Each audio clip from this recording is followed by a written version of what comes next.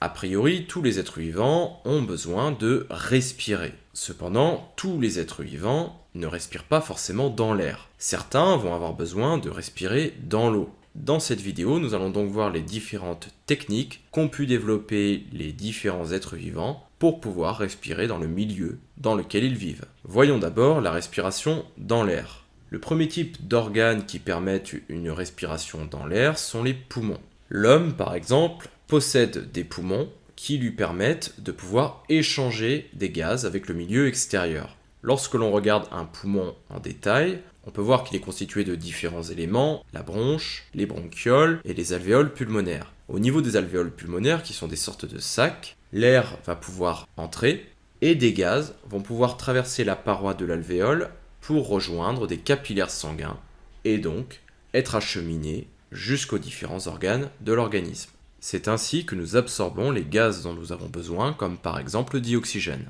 Les poumons sont utilisés par de nombreux organismes, les mammifères, mais aussi certains êtres vivants comme les crocodiles, ou encore les grenouilles, les crapauds, etc. Dans le cas des cétacés, comme par exemple les baleines, les cachalots, les dauphins, la respiration se fait également dans l'air. C'est-à-dire que pour respirer, ils ont besoin de remonter à la surface pour pouvoir absorber ou rejeter les gaz. Néanmoins, ces êtres vivants ont développé une capacité pulmonaire beaucoup plus importante que la nôtre, capacité pulmonaire qui leur permet de pouvoir retenir leur respiration beaucoup plus longtemps que nous. D'autres êtres vivants, comme par exemple les araignées ou les insectes, possèdent un autre organe pour pouvoir respirer dans l'air appelé la trachée. Cette trachée va être en contact avec les différents organes pour pouvoir les approvisionner en dioxygène. Lorsqu'on regarde un insecte, comme par exemple ici un criquet, ce dernier possède une cuticule. Cette cuticule est un squelette externe, c'est-à-dire à l'extérieur de son corps, qui est totalement imperméable aux gaz.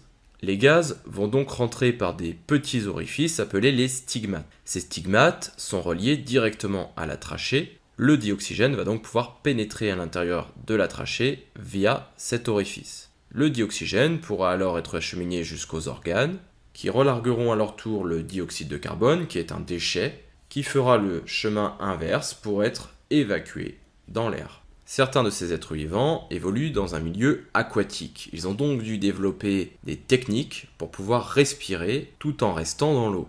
Par exemple, cette petite araignée appelée l'argyronète utilise une technique très particulière. Elle récupère de l'air en surface et va l'enfermer à l'intérieur de petites bulles. Une fois placée au niveau de son nid, ces petites bulles d'air vont lui permettre de respirer tout en restant dans l'eau.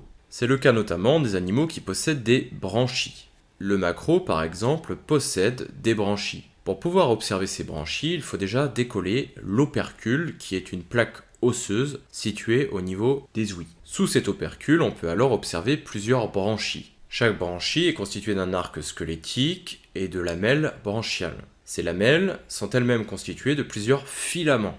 Si on fait un gros plan sur ces filaments, on peut constater qu'ils sont parcourus de vaisseaux sanguins. Sur ce schéma, on peut voir un arc branchial en coupe. Dans ce milieu aquatique, il va prélever du dioxygène qui va pouvoir passer dans ses capillaires sanguins et rejoindre des vaisseaux sanguins plus gros pour alimenter l'ensemble des organes. De même, le dioxyde de carbone qui est dans le sang, puisqu'il a été rejeté par les différents organes du poisson, va pouvoir quitter l'organisme du poisson au niveau de cet arc branchial. Il y a donc des échanges entre le milieu aquatique et le milieu intérieur du poisson. Il existe un dernier mode de respiration par la peau. C'est le cas notamment des grenouilles. Les grenouilles possèdent des poumons, elles peuvent donc respirer dans l'air. Mais elles ont également la capacité de pouvoir respirer sous l'eau par la peau. La peau de la grenouille est dépourvue de fanère, c'est-à-dire qu'elle n'a pas de poils, pas de plumes, pas d'écailles. Cette peau, en revanche, est recouverte d'un mucus particulier. Grâce notamment à ce mucus, les gaz présents dans l'eau vont pouvoir diffuser et traverser la peau pour permettre à la grenouille de respirer sous l'eau. Les grenouilles utilisent notamment ce mode de respiration en hiver lorsqu'elles vont s'enfouir sous la vase pour rester au calme.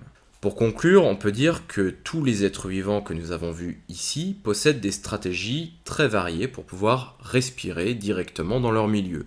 Néanmoins, certains d'entre eux ne respirent pas dans le même milieu que celui dans lequel ils vivent. Mais dans ce cas, ils utilisent des stratégies variables pour pouvoir compenser ce problème.